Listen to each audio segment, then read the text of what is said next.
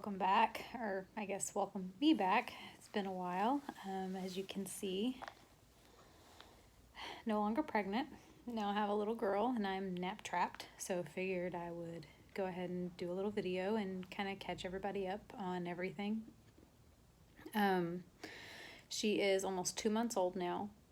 Next week she'll be 2 months old. We had her on the 2nd of January, and labor was a completely different experience compared to how it was whenever I had my first son in the United States.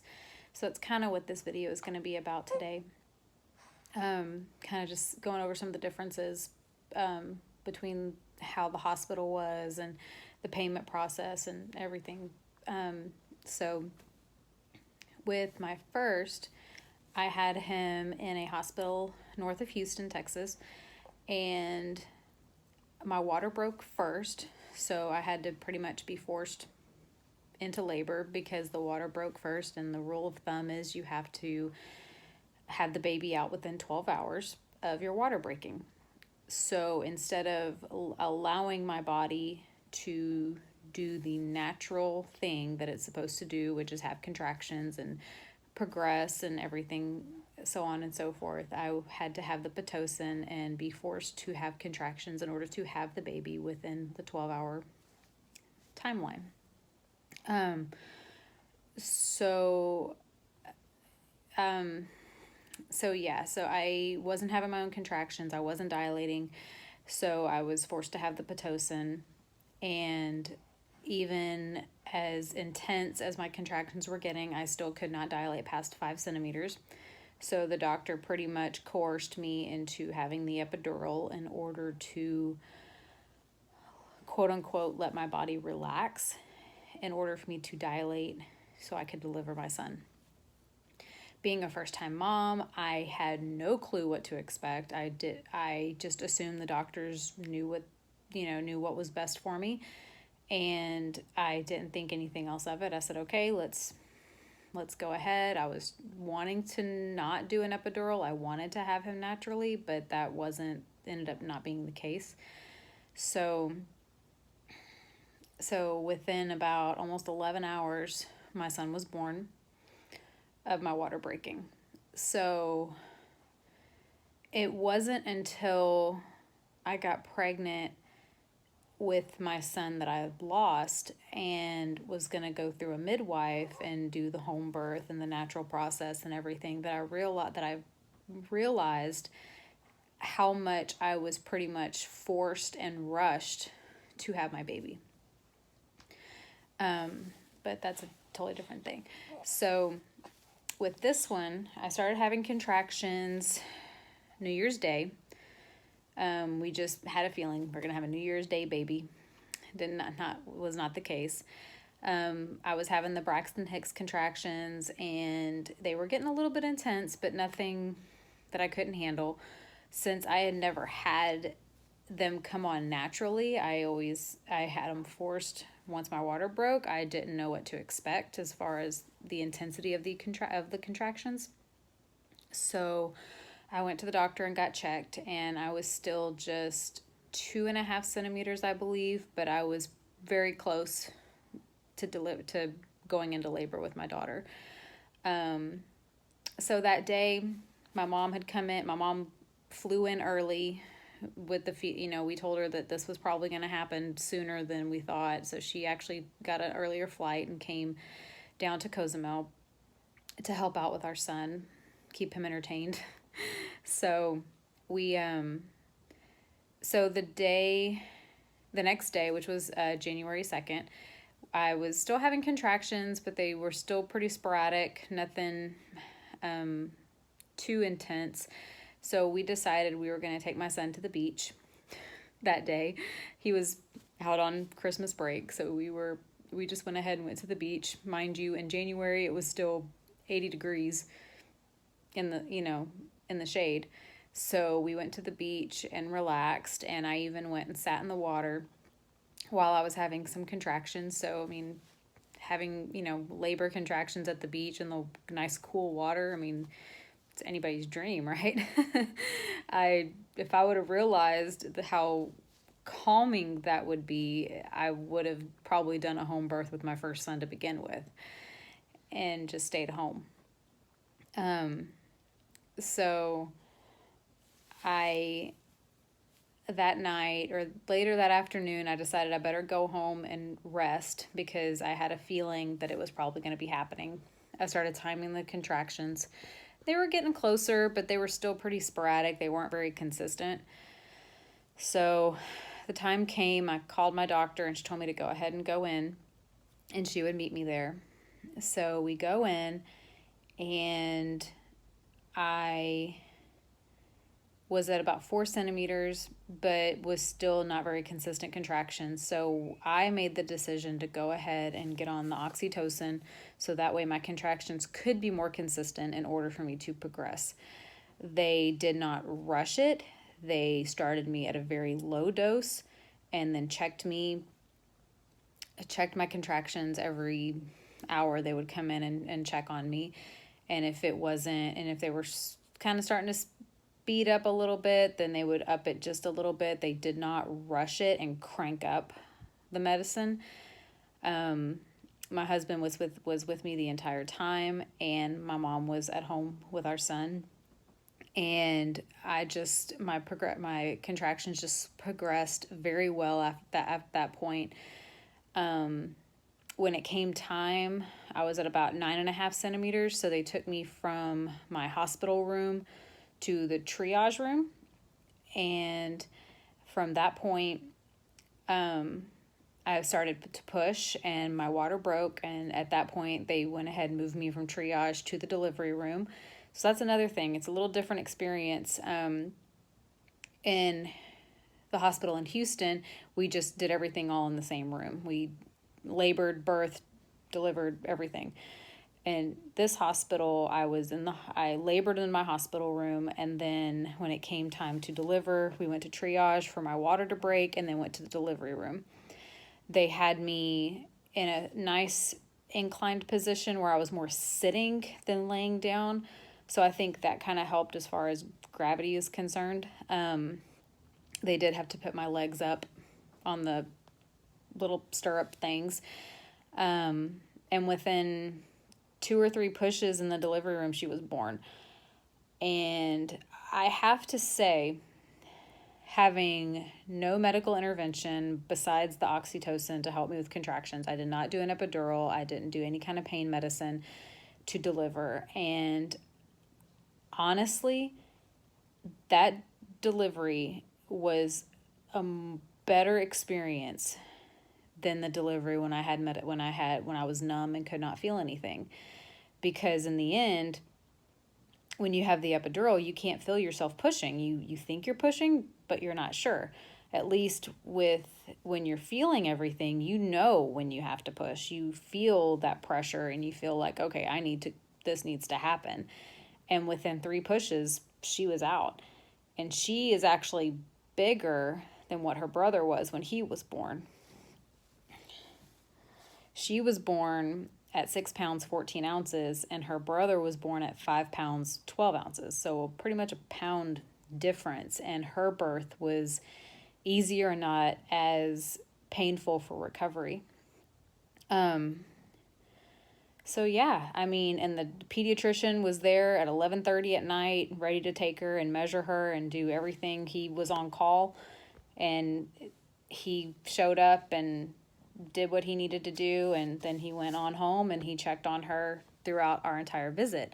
The same pediatrician, the one that I picked for her, not one that the hospital had on call that particular time. It was her pediatrician that I picked to treat her from here on out.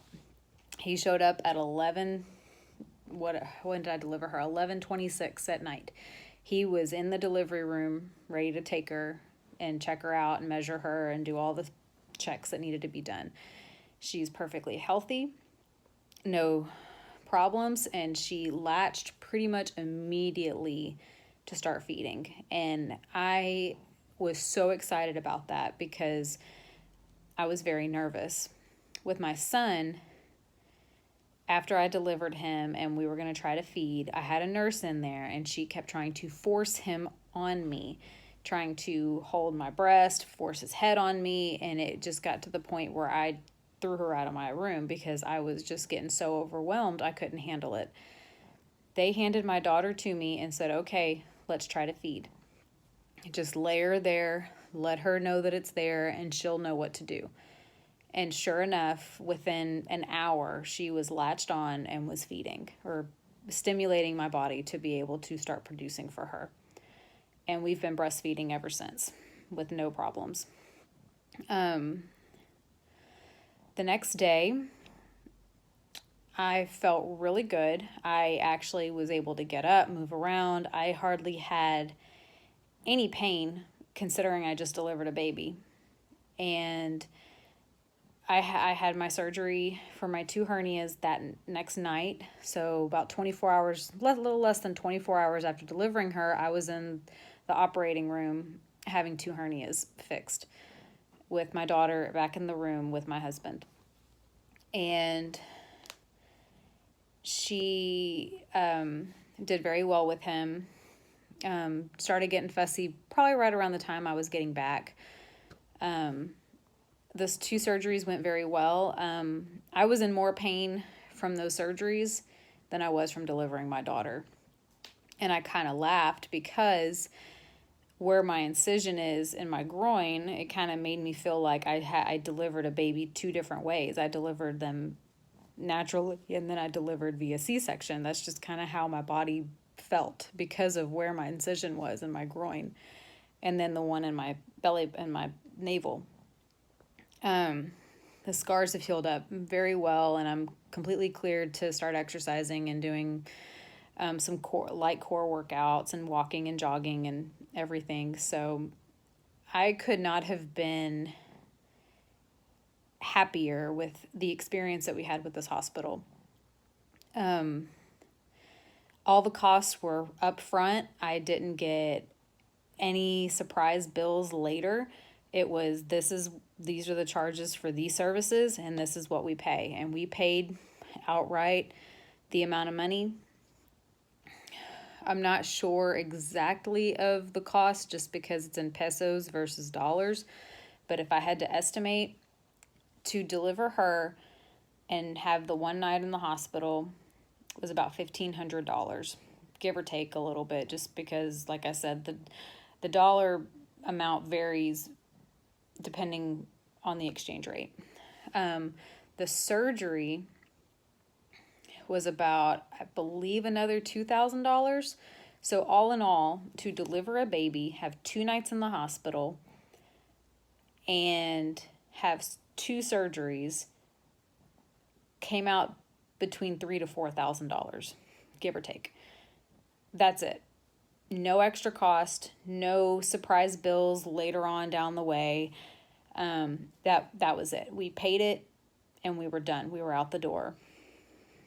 I mean, you can't go wrong with that. And we had some of the best service and care by the entire staff. Everybody that came into my room were so caring and very safe. Everybody wore a mask because we are in the middle of a pandemic.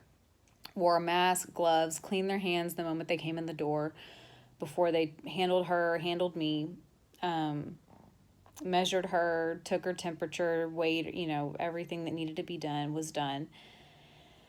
I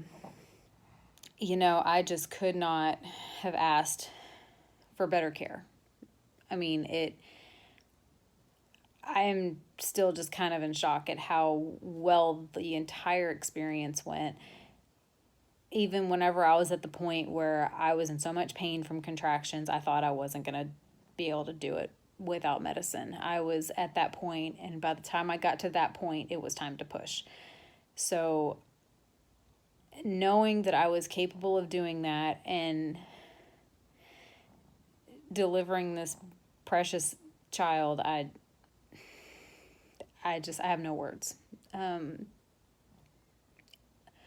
And hearing from my husband the entire time how proud he was of me, how strong I was. And he kept calling me a warrior. He said, "You were a warrior." He goes, "I can't even imagine everything you went through. He said, you are a warrior. And it's just a great experience. Like I said, we're 2 months in. She's taking a little nap. So yeah, everybody's doing great. Big brother is completely in love with her. He wants to love on her every chance he gets. Very protective of her.